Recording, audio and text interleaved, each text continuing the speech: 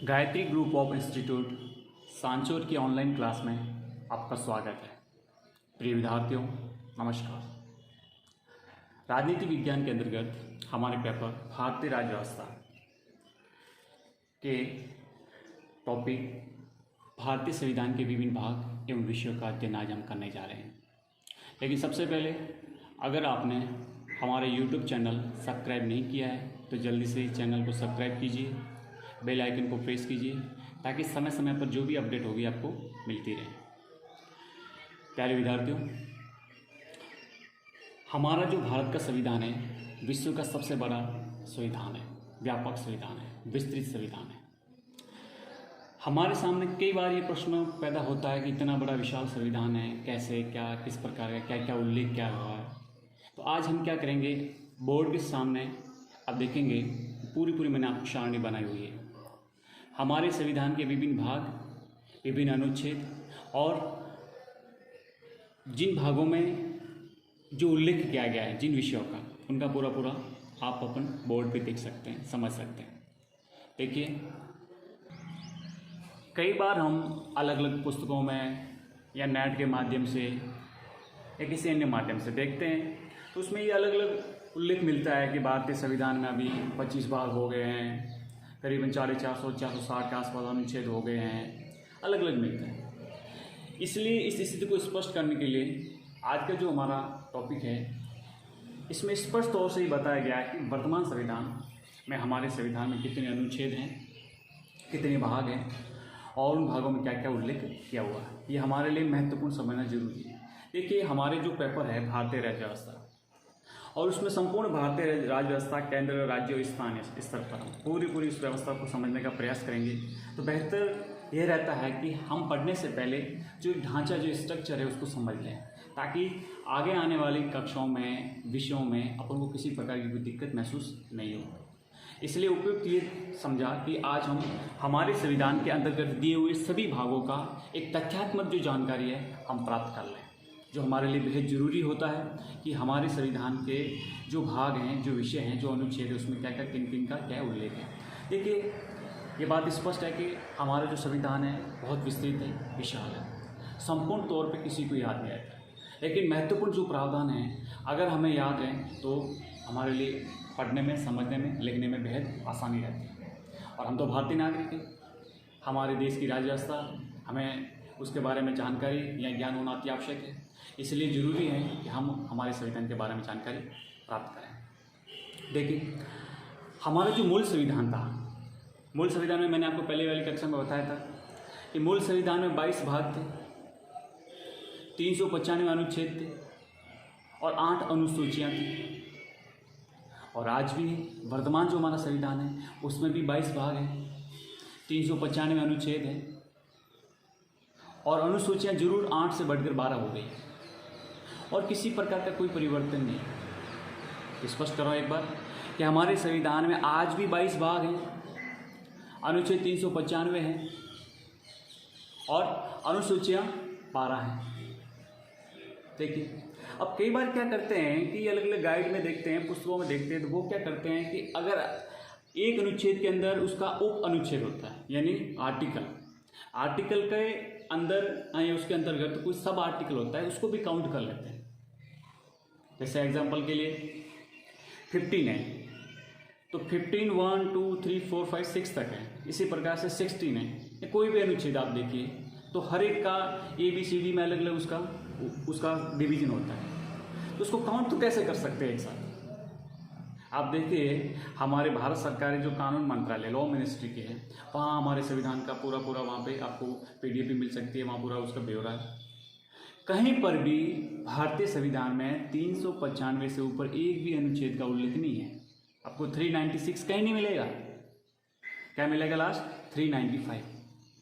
इसलिए स्पष्ट करना बेहद जरूरी है। कई बार कन्फ्यूजन होता है बच्चों में कि भारतीय संविधान में तो अब आर्टिकल बढ़कर इतने हो गए, 450 हो गए, 460 हैं, और ये आंकड़े फिक्स नहीं है, सब अलग अलग वाले अलग अलग बताते हैं। लेकिन आपको ये सब विचार निकाल देने चाहिए कि आज भी हमारे भारत के संविधान में 395 ही अनुच्छेद हैं, 22 ही भाग हैं और 12 अनुसूचियाँ हैं।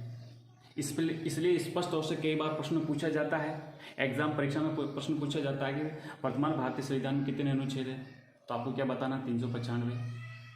ठीक है, कितनी अनुसूची हैं, तो आप जरूर उसमें बताइएगा कि वर्तमान भारतीय संविधान में 12 अनुसूचियाँ हैं। भाग कितने हैं, तो 22। ये बेहद तथ्यात्मक जानकारी आपको पता होना अति आवश्यक है। तो मैं आपको अभी हमारे संविधान के भाग वाइज और उस भाग में किस विषय का उल्लेख किया गया है और किस अनुच्छेद जो आर्टिकल हैं उनमें क्या क्या कहाँ से कहाँ तक उल्लेख किया गया, एक एक को अपन समझने का प्रयास करें। तो देखिए, संविधान के भाग एक में अनुच्छेद है 1 से लगाकर 4 तक, अनुच्छेद 1 से लगाकर 4 तक, और उस भाग का जो नाम है वो है संघ और उसका राज्य क्षेत्र। संघ और उसका राज्य क्षेत्र। देखिए, एक आपको एग्जांपल देता हूँ कि जिस प्रकार से किसी बच्चे का जन्म होता है, तो बच्चे को जब जन्म लेता है तो उसको कोई पता नहीं होता है कि मेरा नाम क्या है, मेरे अपने कौन हैं, पराये कौन हैं, मैं कौन हूँ, मैं किस धर्म में हूँ, मैं किस देश में हूँ, मैं किस राज्य में हूँ, कोई पता नहीं होता उसको। तो एक प्रकार से जो बच्चा बड़ा होता है तब पता चलता है कि हाँ ये मेरे परिवार के सदस्य हैं। फिर जो बड़ा होता है, पढ़ने जाता है, उसको पता चलता है कि हाँ मेरे क्या राज्य, मेरे जो क्या क्या अधिकार हैं, मैं क्या हूँ, मेरे एक व्यक्ति होने के नाते मेरे क्या अधिकार हैं। फिर उसके कर्तव्य के बारे में जानकारी प्राप्त होती है, फिर उसको पता चलता है अच्छा एक स्टेट है, राज्य है। तो उस प्रकार से जो आगे बढ़ता है उसको एक अपने अधिकारों की, अपने कर्तव्यों की और हर एक प्रकार की उसको जानकारी प्राप्त होती है। तो आपको भारतीय संविधान इस ढंग से हमारे संविधान निर्माताओं ने एक निर्माण किया गया है कि आपको कभी लगेगा भी नहीं कि भारतीय संविधान इतना विशाल व्यापक है, लेकिन आपको बहुत आसानी से और अच्छे ढंग से समझ में आ सकता है। क्योंकि सबसे पहले हमने बताया है कि हम कौन हैं, अर्थात हमारा नामकरण है कि हम कौन हैं और हमारा जो नाम अर्थात हमारी जो पहचान है, हमारा नाम है वो क्या है और हमारे अंदर किन किन प्रांतों का किन का क्या समावेश है, इसका पूरा हमारा परिचय दिया हुआ है। भाग 1 में हमारा परिचय दिया हुआ है। तो आप देखिए, भाग 1 का क्या नाम है, संघ और उसका राज्य क्षेत्र। देखिए, सबसे पहले आप देखेंगे कि हमारा जो संविधान है उसमें अनुच्छेद 1 है, उसमें स्पष्ट तौर से लिखा हुआ है कि भारत, इंडिया अर्थात भारत राज्यों का संघ, इंडिया अर्थात भारत राज्यों का संघ होगा, भारत राज्यों का संघ होगा। देखिए, इंग्लिश में अगर बोलें इसको तो इंडिया दैट इज भारत। यहाँ पर इंडिया और भारत का एक ही अर्थ है, अलग अलग नहीं है। India that is Bharat shall be A union of states, shall be A union of states. अब देखिए, आपके सामने एक प्रश्न पैदा होता है कि यहाँ पर दो नाम कैसे, इंडिया और भारत। देखिए, स्पष्ट तौर से हमारे संविधान के अनुच्छेद 1 में, आर्टिकल 1 में इंडिया दैट इज भारत का जो प्रयोग किया है, तो उससे लेकर प्रश्न उठता है कि संविधान निर्माताओं को एक ही देश के दो नामों को उल्लेख करने की क्या आवश्यकता थी। देश एक है लेकिन नाम तो क्या आवश्यकता थी। तो संविधान सभा में इस देश के नाम पर काफ़ी चर्चा हुई। जो लोग भारत की प्राचीन परंपरा और संस्कृति पर बल देते थे, उनकी इच्छा थी कि देश का नाम भारत होना चाहिए। जो भारतीय परंपरा, संस्कृति और अपनी पुरातन संस्कृति से जो लगाव रखते थे, तो वो कहते थे कि इस देश का नाम तो भारत है, भारत होना चाहिए। लेकिन दूसरी तरफ कुछ नेताओं की और राय थी और उनका कहना था कि हमारे जो देश को इंडिया के नाम से पूरा विश्व जानता है, इंडिया के नाम से पूरा विश्व जानता है और ये आधुनिक नाम है, इसलिए देश का नाम इंडिया होना चाहिए। स्पष्ट है कि संयुक्त राष्ट्र संघ में भी उसी समय भारत को इंडिया नाम था, भारत का जो नाम था संयुक्त राष्ट्र संघ में तत्कालीन समय में जब हम स्वतंत्र हुए थे, क्योंकि हम स्वतंत्रता से पहले उसके सदस्य बन चुके थे, तो भी उसमें हमारा जो नाम क्या था, भारत का, इंडिया। तथा हमारे देश के सभी जो अंतर्राष्ट्रीय समझौते भी थे वो भी इंडिया के नाम से हुए थे। चूँकि मैंने आपको पहले बताया था कि संविधान सभा में कोई विवाद होता था तो सर्वसम्मति पाई जाती थी, यहाँ भी समायोजन होता था। तो इस बात पर या इस नाम के मुद्दे पर कुछ सर्वसहमति नहीं हो पाई, तो फिर क्या किया, समायोजन के सिद्धांत को स्वीकार किया। ठीक है, इसलिए यही किया कि भारत और इंडिया दोनों ही नाम का उसमें उल्लेख किया गया। मेरे हिसाब से आपको समझ में आ गया होगा कि इस दोनों नाम रखने की वजह क्या थी, क्योंकि हम जब संविधान सभा की जो उसका उल्लेख कर रहे थे तो हमने समझने का प्रयास किया था कि हमारे संविधान में कोई भी विवाद, तथ्य पर कोई भी बात होती थी तो अगर सबसे पहले तो सर्वसम्मति नहीं हो पाती है तो समायोजन। तो इसी प्रकार से इस बात पर इस प्रकार के समायोजन ने स्पष्ट किया कि इंडिया और भारत दोनों का भी उसमें उल्लेख किया गया। ठीक है। दूसरा, आपने यहाँ पर एक स्पष्ट तौर से शब्द देख रहे हैं, संघ। आप देखिए, संघ का हिंदी अर्थ यूँ तो मतलब इंग्लिश अर्थ लिया जाए तो देखा जाए तो फेडरेशन होता है। तो यहाँ पर हमने यूनियन शब्द को क्यों लिया गया? देखिए, संविधान सभा के समक्ष ये प्रश्न भी काफ़ी महत्वपूर्ण था कि भारत की शासन प्रणाली को एकात्मक ढांचे के अनुसार रखा जाए या संघात्मक ढांचे के अनुसार। मतलब ब्रिटेन का जो एकात्मक यूनिटी स्ट्रक्चर है उसके अनुसार रखा जाए या अमेरिका की तरह फेडरल स्ट्रक्चर पर ज़्यादा सहमति इस पर थी कि केंद्र और राज्य के मध्य शक्तियों का वितरण प्राय वैसा ही होना चाहिए जैसे संघात्मक शासन प्रणाली में होता है, अर्थात केंद्र और राज्य के मध्य शक्तियों का वितरण होना जरूरी है। अब एकात्मक में ऐसा नहीं होता है, लेकिन संघात्मक में होता है। तो इस प्रकार से हमने संघात्मक शासन प्रणाली की और हमने झुके। किंतु उस समय जब भारत स्वतंत्र हुआ तो विभिन्न रियासतों से मिलकर हमारे भारत देश के समक्ष एक सबसे बड़ी चुनौती हुई। वो चुनौती क्या थी? राष्ट्रीय एकता और अखंडता को बनाए रखने। क्योंकि जिस समय पाकिस्तान का निर्माण हुआ, हिंदुस्तान में जिस प्रकार से पूर्वी पाकिस्तान और पश्चिमी पाकिस्तान के निर्माण होते समय जिस प्रकार की सांप्रदायिक हिंसा हुई, हमारे राष्ट्रीय एकता के अखंडता को मतलब चोट पहुंची या उनको चुनौती पैदा हुई। तो इसलिए जरूरी था कि राज्यों को इतनी स्वाधीनता भी न दी जाए कि भविष्य में किसी भी तनाव की स्थिति में राष्ट्रीय एकता पर खतरा उत्पन्न हो जाए या उपस्थित हो जाए। इसलिए हमारे प्रारूप समिति के हेड डॉक्टर BR अम्बेडकर ने यूनियन शब्द का प्रयोग करते हुए उसके पीछे दो स्पष्ट कारण बताए कि हमने यूनियन शब्द क्यों अपनाया।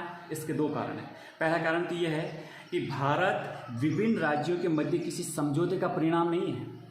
मतलब भारत हमारा जो देश है वो विभिन्न राज्यों के मध्य किसी समझौते का परिणाम नहीं है। जो देखो आप, जो संघात्मक शासन व्यवस्था होते हैं उसमें विभिन्न राज्य मिलकर एक संघ का निर्माण करते हैं। हमारे यहाँ पर ऐसा नहीं है कि विभिन्न राज्य मिलकर किसी हमारे यहाँ संघ का निर्माण किया, ऐसा नहीं है।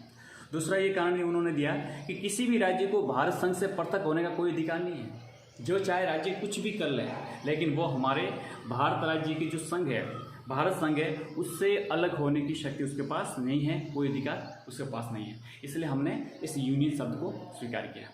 आशा करता हूँ कि आपको ये संघ शब्द स्पष्ट तौर पे समझ में आ गया होगा। आगे बढ़ते हैं।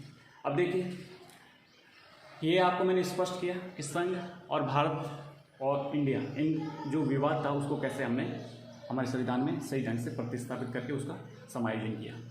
दूसरा, हमारे जो भारत गणराज्य के जितने भी राज्य हैं, वर्तमान में 28 राज्य हैं और केंद्र शासित प्रदेश भी 8 है, क्योंकि दमन दीव और दादरा नगर हवेली का भी एक पूरा समायोजन एकीकरण हो चुका है, साथ में है। तो इनका सब पूरा उल्लेख हमारे संविधान के आर्टिकल 1 में, अनुच्छेद 1 में उल्लेख किया गया है।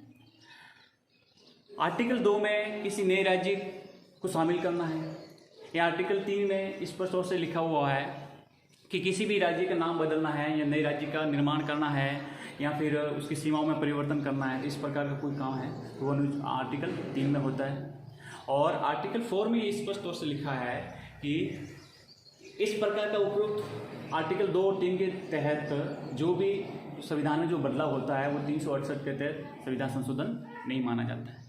ठीक है, आपको पहली बात ये समझना है कि भाग 1 में संघ और उसके राज्य क्षेत्रों का, अर्थात हमारे पूरे भारत का पूरे परिवार, यानी कहने का तात्पर्य हमारे राज्य और हमारे केंद्र शासित प्रदेश, संघ शासित प्रदेश, इन सब का पूरा उल्लेख संविधान के भाग 1 अनुच्छेद 1 से 4 तक किया हुआ है। आगे बढ़ते भाग 2, नागरिकता। देखिए, अब हमारे सामने समक्ष सबसे बड़ा प्रश्न उठता है कि नागरिक कौन है, किनको नागरिक कहेंगे, किसको सामान्य व्यक्ति या जनता कहेंगे। बहुत बड़ा अंतर है दोनों में। हर एक व्यक्ति नागरिक नहीं हो सकता। इसलिए ये बहुत महत्वपूर्ण है, क्योंकि अधिकार, संपूर्ण जो मौलिक अधिकार है वो नागरिकों के लिए। इसलिए स्पष्ट करना जरूरी था कि हमारे संविधान के भाग 2 में अनुच्छेद 5 से 11 तक नागरिकता का स्पष्ट उल्लेख किया गया है। और नागरिकता में नागरिकता मतलब यह है कि भारतीय नागरिक कौन होंगे, उसकी क्या योग्यता होगी, उसका पूरा उल्लेख किया हुआ है। दूसरा, कोई विदेशी व्यक्ति भारतीय नागरिकता कैसे प्राप्त कर सकता है, इसका उल्लेख किया गया है। दूसरा यह है कि अगर कोई व्यक्ति एक ही समय में दो देशों की नागरिकता रखता है या कुछ परित्याग कर सकता है या किसी की नागरिकता को समाप्त किया जा सके तो कैसे किया जा सके, तो पूरी नागरिकता के संबंध में उपबंध हमारे संविधान के भाग 2 में स्पष्ट तौर से किया हुआ है। ये हो गया 5 से 11 तक। भाग 3, इसका मूल टाइटल है मूल अधिकार, मौलिक अधिकार, फंडामेंटल राइट, जिनका उल्लेख अनुच्छेद 12 से 35 तक किया हुआ। हमने पिछली कक्षाओं में पढ़ा और आगे आने वाली कक्षाओं में भी विस्तृत ढंग से समझने का प्रयास करेंगे।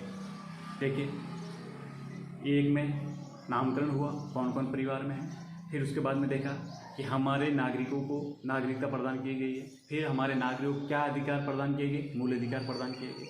ध्यान रखना, मूल अधिकार व्यक्ति के लिए होते हैं, मतलब नागरिकों के लिए होते हैं, भारत के नागरिकों के लिए। फिर भाग 4, राज्य के नीति निर्देशक तत्व, राज्य के जो आदर्श हैं उनका उल्लेख हमारे संविधान के अनुच्छेद 36 से 51 तक। देखो, कंटिन्यू आगे एक एक करके बढ़ रहे हैं। राज्य के जो नीति निर्देशक तत्व हैं 36 से लेकर 51 तक उनका उल्लेख किया गया है। ये राज्य के लिए हैं, न कि व्यक्ति के लिए। राज्य को अपने आदर्श हैं, अपने उद्देश्य हैं कि जब भी आप अपने राज्य के हम कल्याणकारी काम करेंगे तो आपके लिए क्या क्या आपके आदर्श होंगे, इनका उल्लेख इसमें किया गया है। ठीक है, अगला है 4A। 4 क हिंदी में कह सकते हैं, इंग्लिश में 4A। इनमें मूल कर्तव्यों का उल्लेख किया गया है, मूल कर्तव्यों का उल्लेख किया गया है। और अनुच्छेद है वो 51A, हिंदी में कहें तो 51 क। देखिए, 42वां संविधान संशोधन 1976 के तहत हमारे संविधान में 2 उपभाग जोड़े गए। एक तो 4A और एक आगे आने वाले में बताऊंगा आपको 14A, 14A, 2 भाग जोड़े गए थे। तो जो 4A है उसमें मूल कर्तव्यों का उल्लेख किया गया है और मूल कर्तव्यों को जोड़ा गया था। ठीक है, तो इस प्रकार से हमने ये देखा। अगला है भाग 5, संघ, द यूनियन। अब देखिए, संपूर्ण भारत सरकार, हमारी केंद्र सरकार, इसका पूरा उल्लेख हमारे संविधान के भाग 5 में किया हुआ है। और संविधान के भाग 5 का जो उल्लेख है उसका टाइटल है वो क्या है, संघ। देखिए, हमारे संविधान का सबसे बड़ा भाग संघ, अनुच्छेद 52 से 151 तक। अब इस भाग को भी अलग अलग अध्यायों में बांटा है, करीबन 5 अध्याय हैं। अध्याय 1 में कार्यपालिका, आर्टिकल आप देखेंगे 52 से 78 तक। 52 से 78 तक जो उल्लेख किया गया है वो कार्यपालिका का, जिसमें हमारे राष्ट्रपति, उपराष्ट्रपति, प्रधानमंत्री और मंत्रिपरिषद, इनका उल्लेख किया गया है। कार्यपालिका में राष्ट्रपति, उपराष्ट्रपति, प्रधानमंत्री और मंत्रिपरिषद का उल्लेख किया गया है 52 से 78 तक। अध्याय 2 में संसद का उल्लेख किया गया है, संसद का गठन, संसद की शक्तियाँ, इनका उल्लेख किया गया है। तो ये है आर्टिकल 79 से 122, 79 से 122 तक। इसमें हमारी लोकसभा, राज्यसभा, गठन, शक्तियाँ, संसदीय विशेष अधिकार, सब कुछ हमारी संसद की कार्य प्रणाली का उल्लेख इसमें किया गया है।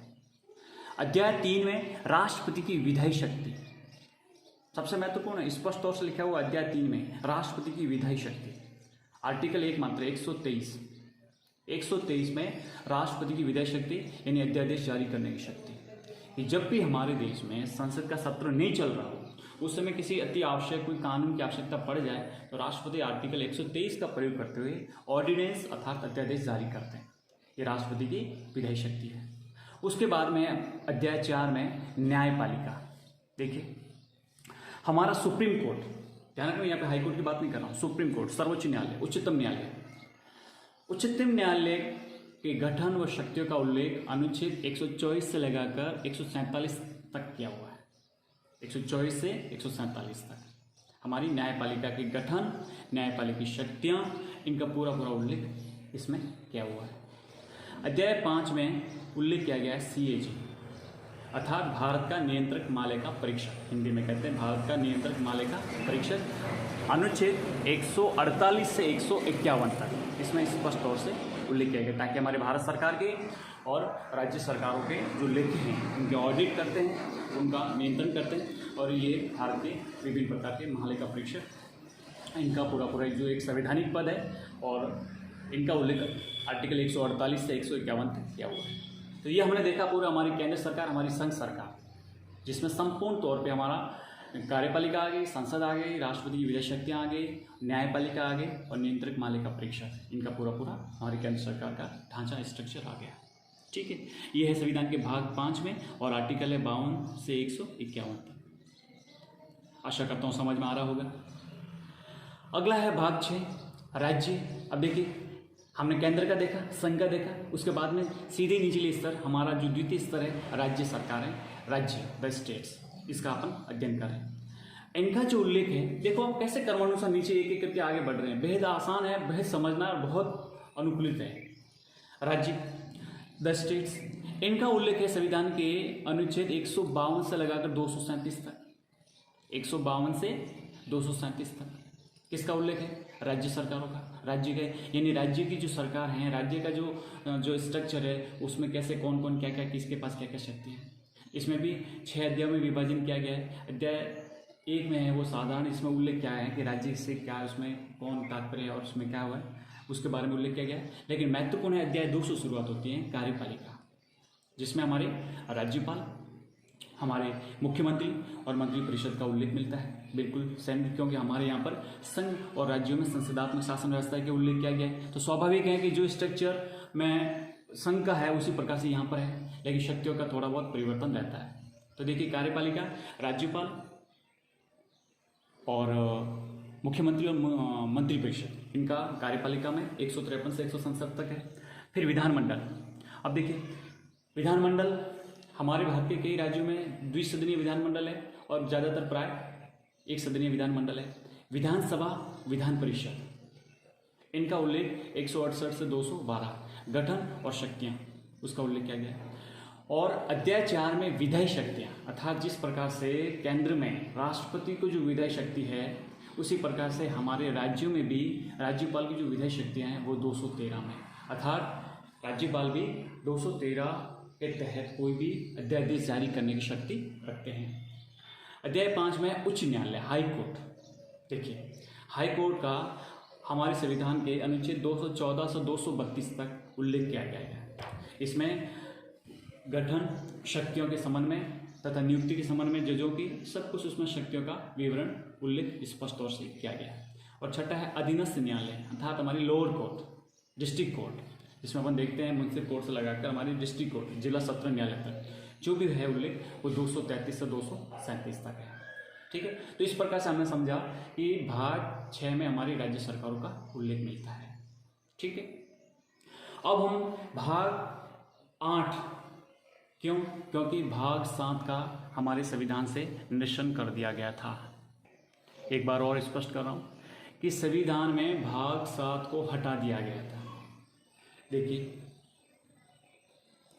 संविधान के अंतर्गत 7वां संविधान संशोधन 1956, 7वां संविधान संशोधन 1956 के तहत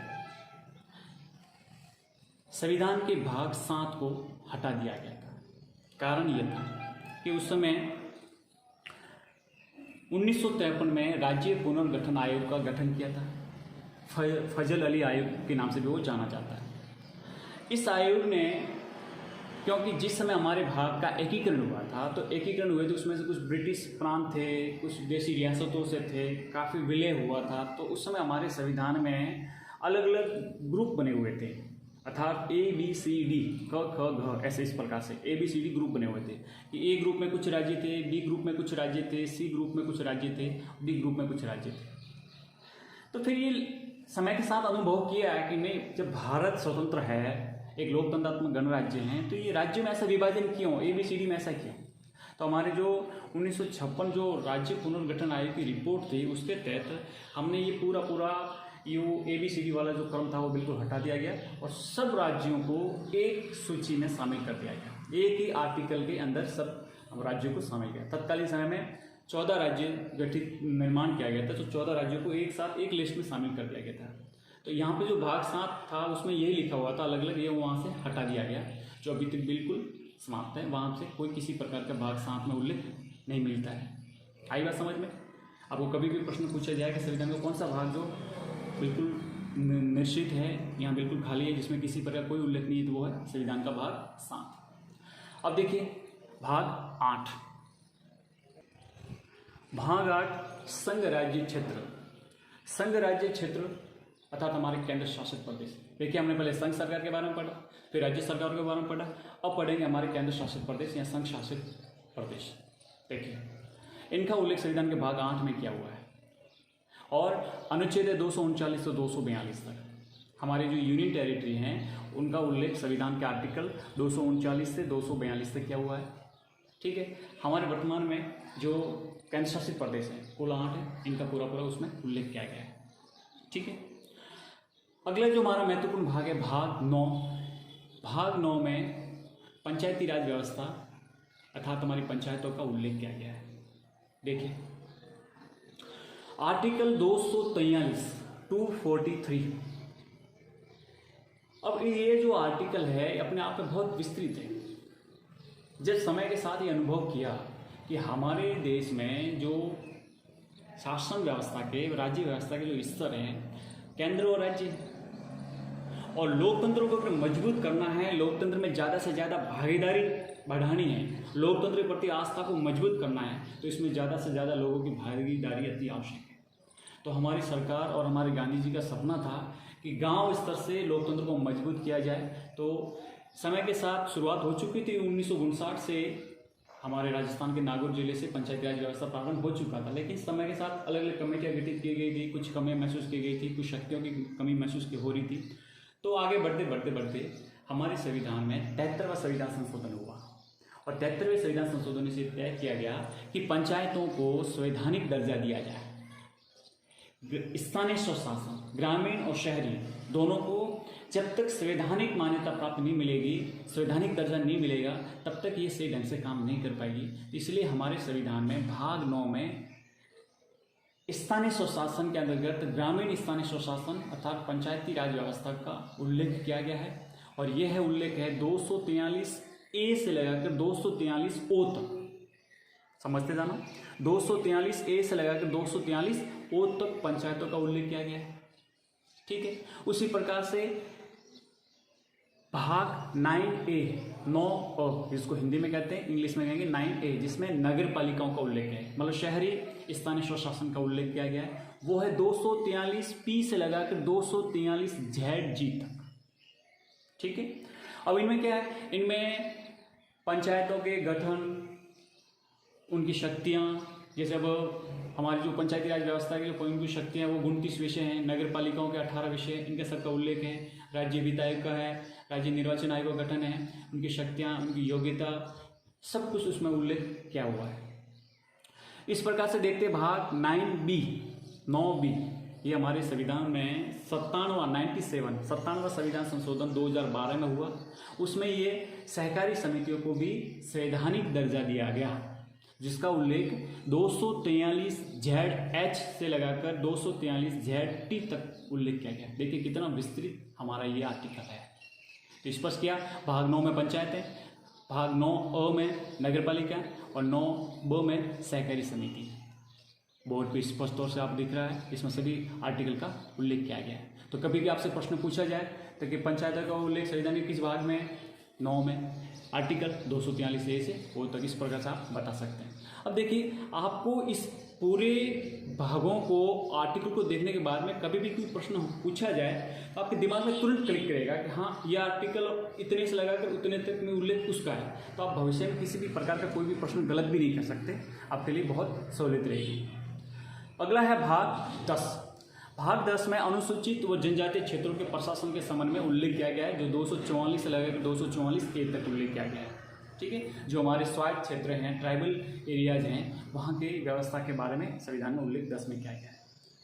अगला जो महत्वपूर्ण है भाग 11 और भाग 12 संघ राज्य संबंध। अब देखिए भाग 11 में केंद्र राज्य संबंध, जिसमें विधायी संबंध और प्रशासनिक संबंधों का उल्लेख संविधान के भाग 200 मतलब अनुच्छेद 245 से 263 तक कर रखा है। ठीक है, इसमें हमारे विधायी संबंधों का उल्लेख स्पष्ट रूप से समझे तो 245 से 255 और प्रशासनिक संबंधों का है 256 से 263 तक। इस प्रकार से हमें ये केंद्र राज्य के संबंध का है। उसी प्रकार से हमारे जो केंद्र राज्य के वित्तीय संबंधों का उल्लेख है वो भाग 12 में है, जिसका मूल टाइटल है वित्त संबंधित संविधान और वाद। इसका जो उल्लेख है वो 266 से 300 ए तक उल्लेख किया गया है, जिसमें हमारे वित्तीय संबंध, वित्त के मामले में, प्रॉपर्टी के मामले में, कॉन्ट्रैक्ट संविधाओं के बारे में और जो वाद से संबंधित है उस सबका पूरा पूरा उल्लेख किया गया है।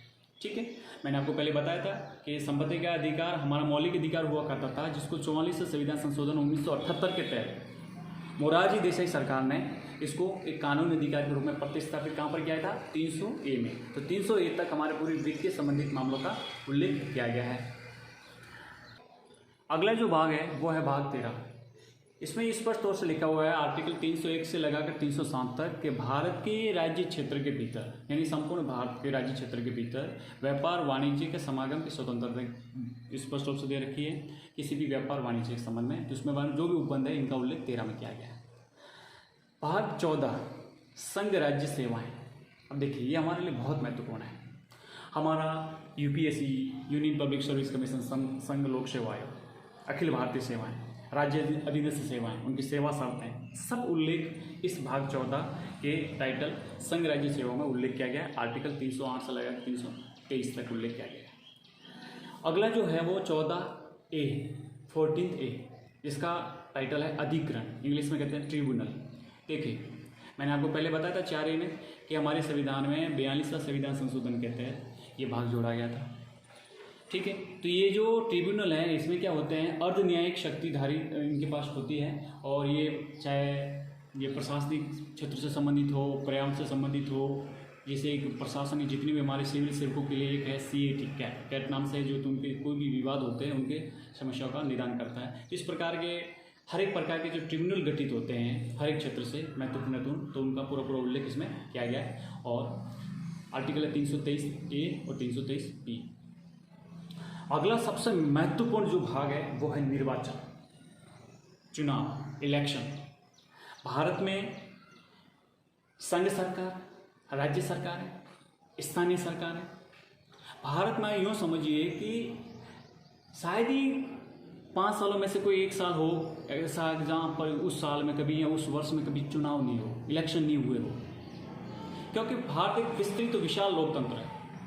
हमेशा किसी न किसी राज्य में, प्रांत में कोई न कोई चुनाव होते रहते हैं, मतलब एक पर्व है। तो इतने बड़े 28 राज्य, 8 केंद्र शासित प्रदेश और केंद्र सरकार, हमारे लोकसभा के, कभी राज्यसभा के, राष्ट्रपति, उपराष्ट्रपति, विधानसभा, विधान परिषद, स्थानीय सरकार, कभी पंचायती राज व्यवस्था के, नगर पालिकाओं के, कई प्रकार के चुनाव होते रहते हैं। तो ये जब चुनाव की जो व्यवस्था है, हमारा जो केंद्र सरकार और राज्यों के चुनाव आयोग, राज्य निर्वाचन आयोग, मुख्य चुनाव आयोग, ये जो हैं ये सब कुछ हमारे संविधान के आर्टिकल 324 से लेकर 329 तक संविधान के भाग 15 में उल्लेख किया गया है। ठीक है, भाग 16 SC, ST, OBC, अनुसूचित जाति, अनुसूचित जनजाति, अन्य पिछड़ा वर्ग, माइनॉरिटीज, एंग्लो इंडियन, इनके संबंध में उपबंध है संविधान के आर्टिकल 330 से 342 तक। उनके कल्याण से संबंधित पूरा पूरा उल्लेख है। कुछ संवैधानिक जैसे 338 ए और 338 बी में अनुसूचित जाति जनजाति आयोग का गठन कर रखा है इस प्रकार से, तो इनके कल्याण से संबंध में उपबंध कर रखे हैं। अगला है भाग 17 राजभाषा। राजभाषा का उसमें उल्लेख किया गया है और इसमें भी आर्टिकल 343 से 341 तक उल्लेख किया गया है और इसमें भी 3-4 अध्यायों में बांटा गया है। अध्याय 1 में संघ की भाषा का उल्लेख कर रखा है। इसमें हमारी हिंदी और हिंदी के साथ साथ अंग्रेजी को भी अनिश्चित काल के लिए अपनाया हुआ है। फिर प्रादेशिक भाषा, प्रादेशिक मतलब हमारे भारत के जो भी प्रांत हैं, राज्य हैं, उनके लिए क्या क्या भाषा हैं, उनकी जो प्रादेशिक भाषा और साथ साथ हिंदी या इंग्लिश उसको भी है। फिर हमारे उसमें भाग 3 में, अध्याय 3 में सर्वोच्च न्यायालय और उच्च न्यायालय की भाषा के उल्लेख किया गया है और कुछ विशेष निर्देश उसमें दे रखे हैं। तो यह राजभाषा संबंधित कभी भी प्रश्न पूछा जाए तो स्पष्ट तौर से 343 से 351 तक उल्लेख किया गया है। अगला है भाग 18 में आपात उपबंध, इमरजेंसी। देश में कभी भी युद्ध, बाह्य आक्रमण, सशस्त्र विद्रोह ऐसी कुछ भी स्थिति आ जाए तो उस समय हमारे लिए संपूर्ण शासन व्यवस्था कहाँ रहेगी, किस प्रकार संचालन होगा, किस प्रकार के विधि निर्माण कौन क्या करेगा, सब कुछ शक्तियाँ एकात्मक हो जाती हैं और वो केंद्र में निहित हो जाती हैं।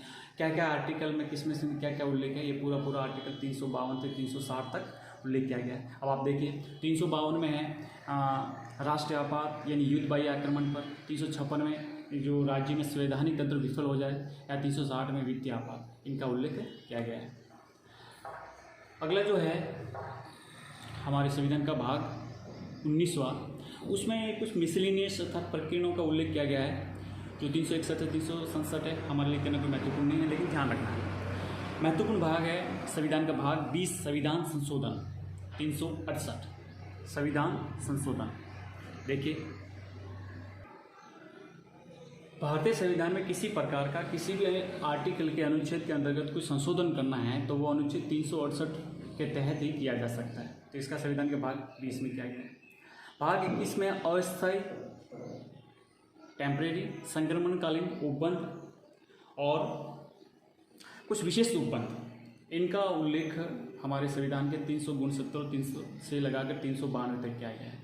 मतलब जैसे आपने देखा होगा अभी जम्मू एंड कश्मीर का जो पिछले साल 370 हटा दिया गया था, तो इस प्रकार से 370 था। 371 में हमारे कुछ पूर्वोत्तर राज्यों को कुछ विशेष स्वायत्ता दी गई है। तो इस प्रकार के कुछ राज्यों को जो विशेष या टेम्परेरी उपबंध कर रखे हैं तो उनका उल्लेख हमारे संविधान के 369 392 तक किया गया है।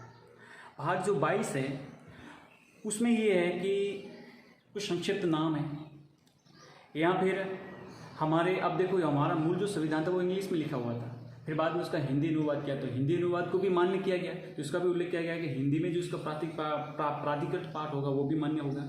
और कुछ जो निरसन जिसको हटा दिया गया था उनका भी उल्लेख, तो 393 से 395 तक इनका उल्लेख किया गया है। तो प्यारे विद्यार्थियों, हमने देखा हमारे संविधान के भाग 22 में संपूर्ण तौर से एक क्रमानुसार किस प्रकार से सब व्यवस्थाओं का पूरा उल्लेख किया गया है और उसको हमने समझा। आशा करता हूँ आपको बेहतर ढंग से समझ में आया होगा। धन्यवाद।